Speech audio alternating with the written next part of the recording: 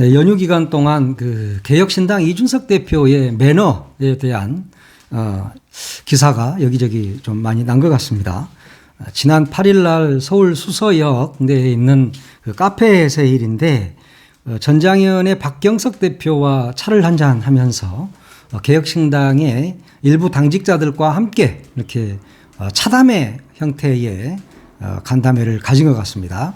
그런데 거기에서 이제 뭐 짧은 시간이었기 때문에 커피 한 잔 함께 하는 그런 거였는데 개혁신당의 대표가 가운데 앉고 그리고 그 앞에 박경석 전장현 대표가 앉으셨어요. 그리고 이제 사이드에 그 당직자들이 좀 앉았는데 양양자 원내대표가 이준석 대표 옆에 앉았습니다.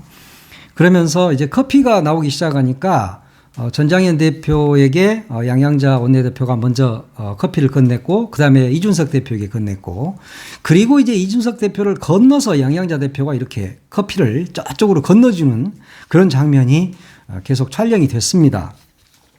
그런데 이제 그때 이준석 대표가 가운데 앉아 있고 이준석 대표를 이렇게 넘어서 자꾸 양양자 대표가 커피를 넘겨주니까 대부분의 이제 네티즌들이 이건 이준석 대표가 좀 받아서 옆에 줬으면 좋지 않았겠느냐 이런 이야기를 했습니다. 그러면서 역시 이준석 대표는 좀 매너가 없는 거 아니냐 이런 지적들이 많이 있었는데 아무래도 이준석 대표는 박경석 대표와의 이야기에 집중을 하다 보니까 커피를 옆으로 나누는 것에 좀 소홀하지 않았나 그런 생각이 들고요.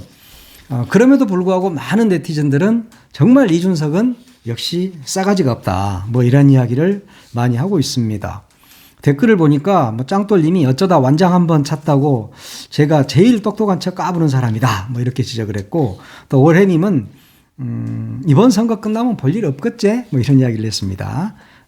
오드리 햇반님도 기본도 안 됐네. 그랬고 낙서장님이 다른 건 모르겠고 저 상황이면 옆에 전달하지 않나?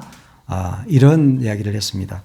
그러면서 이제 이 기사를 최초 작성한 매체가 조선일보다 보니까 써님이 윤 다리 올린 건 아무 소리도 못 하더니 조선답다. 뭐 이런 지적도 했습니다. 그러면서 양양자 원내대표가 이렇게 커피를 다 나눠주고 이런 걸 보면서 양양자 원내대표가 의문의 1승을 한 것 같아요. 그런 거친 환경에서 살아남아 임원까지 간 것이 양양자다. 그러면서 양양자는 역시 매너가 있다. 이런 네티즌들의 의견이 많이 있었습니다. 공당의 대표를 하다 보면은 이런 지적들 저런 지적들 많이 받을 수 있습니다. 그렇기 때문에 좀 더 이준석 대표도 세심했으면 좋겠다 이런 생각이 들고 그렇지 않아도 이준석 대표 그러면 좀 싸가지가 없는 젊은 정치인 뭐 이렇게 자리매김 돼 있지 않습니까? 그러면 이럴 때라도 좀 본인이 커피도 나누고 이런 모습들을 보였더라면 좀 더 좋았지 않았을까 이런 생각이 드는데 뭐 가십성 기사입니다. 그런데 조선일보가 좀 이 기사를 올렸고 다른 매체에서도 이런 기사를 많이 따라서 쓴 것 같습니다. 하여튼 지난 9일에 이준석 대표의 개혁신당과 이낙연, 이원우, 금태섭 즉 제3지대에 있는 당들이 세력들이 합당을 했습니다.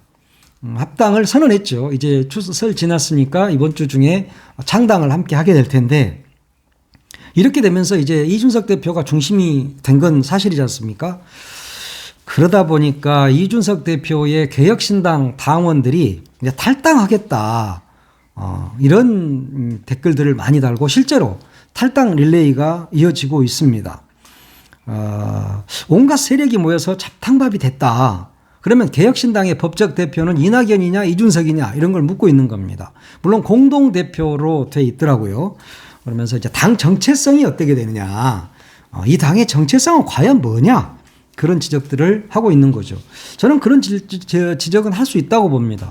국민의힘 쪽에서 나온 사람과 민주당 계열에서 나온 사람들이 어느 날 갑자기 잡탕밥이 되고 또 정의당의 유호정 같은 사람도 여기 함께 들어있거든요. 물론 거기는 이제 금태섭과 당을 함께 했기 때문에 금태섭 당이 여기와 합당을 하면서 유호정도 함께 들어오게 된 거죠.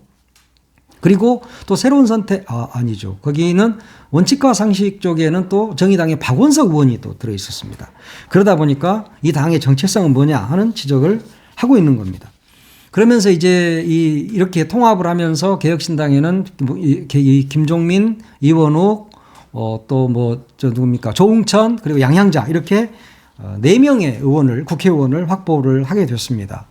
이번 개혁신당이 갑자기 이렇게 통합을 선언하게 된 것도 어떻게 보면 지금 녹색정의당이 6석이거든요. 그래서 기호 3번을 받을 수 있습니다. 그래서 7석 이상, 그러니까 6석을 넘어서는 국회의원 수를 확보하려다 보니까 이렇게 3석까지 원칙과 상식에 있는 3석까지 원칙과 상식에 그 2석이 있었고 이낙연 당에 1석이 있었죠. 이제 그러면서 양양자까지 포함해서 이제 4명이 됐습니다. 3명만 더 이제 낙엽 줍기를 하게 되면 개혁신당은 기호 3번을 얻을 수 있게 된 것입니다. 그러니까 네티즌들도 이런 지적을 많이 합니다. 훈기 반장님이 잡동산이 다 모아놨네. 정체성이 뭐냐? 그것을 묻고 싶다. 그랬고요. 산바다님이 기가 센 놈들이 모인 당이라 어차피 4월 지나면 파산될 텐데 뭐 그랬고요. 검지님이 도대체 뭘 어떻게 하자는 건지 도대체 모르겠다. 준서가 빠이빠이 그랬습니다. 그러면서 이제 이준석 대표 입장에서는 지지층을 달래는 것이 급선무겠죠. 개혁신당의 허은하 인재영입위원장 페이스북에 눈앞 총선의 이해득실 때문에 이런 상황이 발생한 데 대해 개인적으로 유감이다 이렇게 이야기를 했습니다. 개혁신당 내에서도 좋지 않은 시선을 지금 보내고 있다 이런 이야기가 되겠고요. 우리의 가치를 지키기 위해서 동지들과의 타협과 설득이 필요했고 좀 더 친절했어야 했다라는 자기 반성을 하고 있습니다. 이런 것들은 아무래도 보여주기 식의 자기 반성이지 실제로 그렇게 생각은 하지 않을 겁니다. 이준석 대표가 허은하나 이기인과 상의 않고 이렇게 결정을 했겠습니까? 그런데도 이기인 수석 대변인 이번 결정에 실망하신 당원과 지지자분들께 정중히 사과드린다. 어떻게 특정 인사들과 같은 당을 할 수 있느냐는 비판과 좌절감에 100번 동감한다라고 이야기를 했습니다. 즉 민주당에서 나온 이낙연과 조응천, 이원욱, 또 누굽니까? 이종민 등과 어떻게 같이 할 수 있느냐 하는 지적에 100번 동감한다고 이기인 대변인은 이야기를 하고 있습니다. 이준석 대표도 죄송한 부분들이 있다라고 이렇게 급하게 통합을 선언하고 이들과 통합을 추진한 데 대해서 죄송하다는 그런 이야기를 하고 있습니다. 저는 그래서 이 신당에 물어보고 싶은 것이 실제로 이 당을 개혁신당을 이끄는 것은 이준석입니까? 이낙연입니까? 이걸 묻지 않을 수 없습니다. 왜냐하면 지금은 공동대표로 가고 있다고는 하지만 공동대표가 중요한 것이 아니라 실질적으로 누가 당을 이끄느냐에 따라서 그 당의 정체성은 정해지는 겁니다. 그러면 이낙연이 이끌게 된다면 아무래도 민주당 색채가 훨씬 더 강하겠죠. 약간의 아무리 이낙연 대표 등이 조응천, 이낙연 등등이 보수 색채가 있는 사람이라 하더라도 이들은 진보 쪽에서 그동안 정치를 평생 해온 사람들입니다. 그렇기 때문에 이 당은 진보 쪽으로 약간 갈 수도 있죠. 그렇지만 이준석 대표 원톱이다 이렇게 본다면 보수 쪽으로 갈 수밖에 없는 겁니다. 그리고 이준석 대표가 그동안 내놨던 정책들 이런 것들이 진보 진영에서는 받아들이기가 좀 힘든 것들이 있습니다. 사실. 그래서 이런 것들을 앞으로 어떻게 조율해 나갈 것이냐.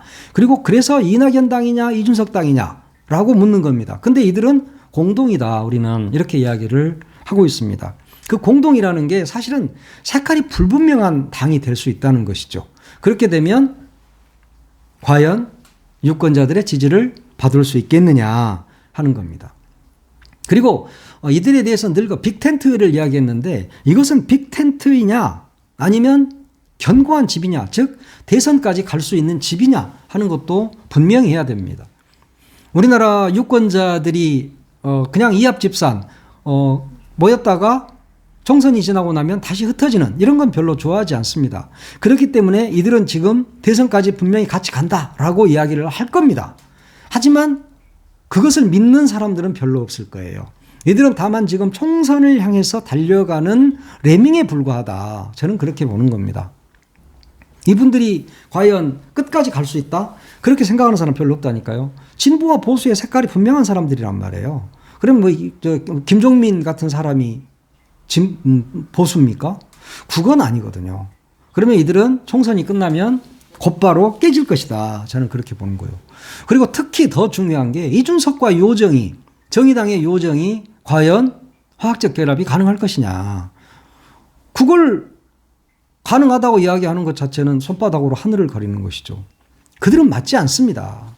정말 그래서 개혁신당은 오직 총선만을 위한 당이다. 그렇게 볼 수밖에 없는 겁니다. 하여튼 어찌됐거나 이 당이 이제 출연을 했기 때문에 이낙연, 이준석 공동대표로 치른다고 했기 때문에 과연 이들이 얼마만큼 시너지 효과를 낼 것이냐. 두 사람이 모임으로써 두 세력이 크게 보면 대별하면 두 세력이거든요. 이낙연 세력과 이준석 세력.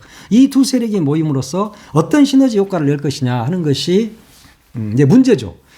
그런데 아무래도 이낙연 대표는 호남 쪽 지금은 지지율이 나오지 않는다고 하지만 아무래도 이낙연의 텃밭은 호남입니다. 그러면 호남에서 이낙연을 중심으로 해서 얼마만큼 지지를 이끌어낼 것이냐 하는 것이 굉장히 중요하죠. 그런데 지금 양당에 굉장히 염증을 느끼고 있는 유권자들이 많고 여론조사를 보면 한 30% 정도는 나는 중도층이야. 그리고 답변을 않는 층이 많습니다. 그러니까 민주당을 지지하느냐 국민의힘을 지지하느냐라고 물어봤을 때 답변을 하지 않는 층이 한 30% 정도가 있거든요. 그러면 이들 중에 대부분을 흡수를 하게 된다면 파괴력이 있겠죠. 그리고 호남에서는 굉장히 민주당을 괴롭히는 요인이 될 겁니다. 특히 호남이 중요한 게 아니라 수도권이 중요하죠. 수도권에서 민주당을 이렇게 적당히 지지했던 분들, 이런 분들은 이낙연 쪽으로 갈 수 있다는 겁니다. 물론 이준석이가 또 거기 있기 때문에 그것이 오히려 반감될 수는 있습니다. 그럼에도 불구하고 총선에서 변수가 전혀 되지 않는다라고 말할 수는 없다는 것이죠. 이낙연이가 아무리 호남에서 지지율이 지금 낮다 하더라도 앞으로도 그런다는 보장은 없거든요. 왜냐? 민주당이 공천을 개판으로 하게 되면 거기에서 떨어져서 개혁신당으로 가게 될 것이고, 그러면은 수도권까지 그 영향을 미칠 수밖에 없다는 것이죠. 그런데 이낙연은 광주 전남 쪽에 출마를 하는 쪽으로 지금 많이 기울어져 있는 것 같아요. 물론 이제 공동대표를 맡았으니까 뭐 선대본부장으로 빠지면서 출마를 안 할 수도 있겠죠. 이전에 뭐 새로운 미래에 있을 때는 출마를 하는 쪽으로 많이 기울었다 이렇게 봐야 되지만 지금 입장에서는 뭐 출마를 안 할 수도 있다. 저는 그렇게 보는 겁니다. 그리고 이준석 대표의 지지 기반은 수도권 2030이거든요. 그러면 수도권에서는 이낙연, 이준석의 합당이 효과를 발휘할 수도 있다. 그런 것이 좀 있는 겁니다. 물론 이준석이라는 사람이 이제까지 세대 갈라치기 또 젠더 갈라치기로 이득을 본 사람입니다. 그런데 그 세대 갈라치기, 젠더 갈라치기가 이낙연 쪽 지지자들에게도 과연 먹힐 것이냐. 아마 이것은 리스크로 작용할 가능성도 있다고 봐야 되겠죠. 이준석 대표가 처음에는 대구 쪽에 TK 쪽에 공을 들이는 듯 했지만 사실상 대구 경북에서 이준석이 먹힐 리가 없어요. 왜냐하면 선거라는 게 결국은 이제 본선으로 제대로 이제 딱 붙게 되면 정말 이제 이 양당이 세게 붙게 됩니다. 민주당과 국민의힘이 세게 붙는 거죠. 그러면 대구 경북 뭐 이쪽에서는 TK 쪽에서는 국민의힘이 어차피 싹쓸이 하는 거고요. 호남에서도 민주당이 싹쓸이 하는 겁니다. 다만 수도권에는 영향이 좀 있을 것이다. 그리고 충청 지역에도 어느 정도 영향은 좀 있지 않겠느냐 이렇게 봅니다. 굉장히 민주당 입장에서는 부담스럽죠. 사실 부담스러울 수밖에 없을 겁니다. 오늘 아침에 MBC 시선집중에 홍표 대표도 나와서 그런 말을 했어요. 굉장히 부담스럽다. 국정에 대한 심판론이 높긴 하지만 또 다른 정당이 출연하게 된다면 민주당을 지지하기보다 그 중간지대에 있는 사람들이 제3당, 즉 개혁신당을 지지할 가능성이 매우 높기 때문에 부담된다. 이런 이야기를 했습니다. 이제 그러면서도 굉장히 좀 여러 사람이 이렇게 이 색깔이 좀 다른 사람들이 모여 있다 보니까 이런 것이 강점이 될지 단점이 될지는 좀 더 두고 봐야 되겠지만 그것이 단점이 된다면 제3지대는 망하는 거고 장점이 된다면 3지대는 어느 정도 성공을 거둘 수 있을 것이다 라는 홍표 대표의 원내대표의 분석도 있었습니다. 사실 제3당이 이제 그 명실상부하게 출범을 했습니다. 그렇게 되면 제3당이 그동안에는 우리가 생각해보면 제3당을 얼른 생각하면 그러잖아요. 자민련이 생각이 나고 그다음에 안철수의 국민의당. 그 전에 물론 그 정주영 회장님의 당도 있었죠. 통일국민당인가? 국민통일당인가? 뭐 그건 잘 모르겠는데. 통일국민당이죠. 굉장히 그 제3당들이 진짜 막 엄청나게 잘했던 그런 때가 있었습니다. 그렇지만 제3당은 존재도 없죠. 지금 자민련이라는 게 뭐 존재가 있습니까? 물론 이 민자당으로 3당 합당을 해서 갔기 때문에 그랬고, 정주영 회장이 만들었던 통일국민당 같은 경우도 정주영 회장이 대선에서 실패하면서 사실상 사그라져 버렸죠. 그리고 안철수의 국민의당 역시 2016년도에 호남에서 돌풍을 일으키면서 뭐 이쪽이 거의 뭐 싹쓸이 했잖아요. 그때 뭐 38석인가? 뭐 이렇게 얻어가지고 정말 엄청나게 흥했지만 그 안철수가 이 당을 보듬고 그냥 나중에는 국민의힘으로 들어가 버린 결과가 있었잖아요. 쭉 그러니까 2016년 선거부터 쭉 해왔는데 국민의당은 계속 쪼그라들었어요.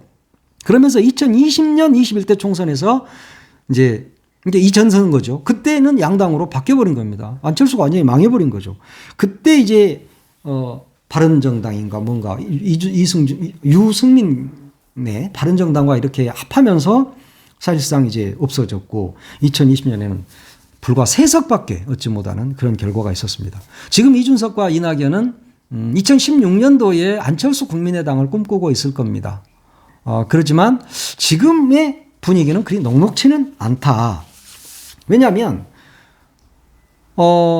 이 총선을 치르려면 정말 좋은 인재가 들어야 되잖아요. 그런데 지금 좋은 인재가 있습니까? 거기에 별로 없잖아요. 뭐 있다 하더라도 몇 명이 불과하단 말이에요. 그리고 국민의힘이나 민주당에서 이제 공천 심사가 다 끝나고 뭐 이렇게 탈락되고 한 사람들이 있다 하더라도 그들은 그렇게 좋은 국회의원이 아닐 것이다. 거기서 현역 중에서 잘리 나간 사람이 일을 잘하는 사람일 수는 없잖아요. 그러면 그런 사람들을 긁어 모아야 된다는 이야기인데 그런 자원은 별로 없을 거다.